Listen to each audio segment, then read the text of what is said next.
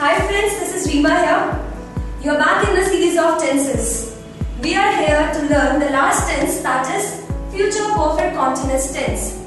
Friends, in Hindi, if your sentences end with रहा होगा, रही होगी और रहे होंगे and it is given with the reference of time.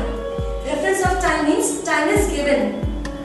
We use will have been plus verb ing. For time we use since and for. Since comes with fixed period of time. For example, evening, yesterday, 5 o'clock, Friday, March 2013 and so on. Whereas for is used for the period of time. For example, 10 minutes, 15 days, 5 hours, 2 weeks, 6 months and 7 years, so on. Look at the examples. They will have been training her for several days. वे उसे बहुत दिनों से training दे रहे होंगे. In case of negative, your friend will not have been studying since noon. तुम्हारा दोस्त दोपहर से नहीं पढ़ रहा होगा. Which can be spoken as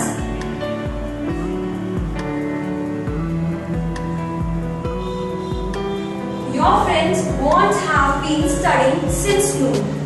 Next sentence is, will you have been watching movie for 3 hours? क्या तुम 3 घंटे से मूवी देख रहे होगे?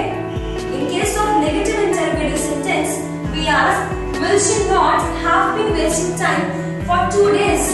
क्या वो 2 दिन से टाइम नहीं वेस्ट कर रही होगी? Which can be spoken as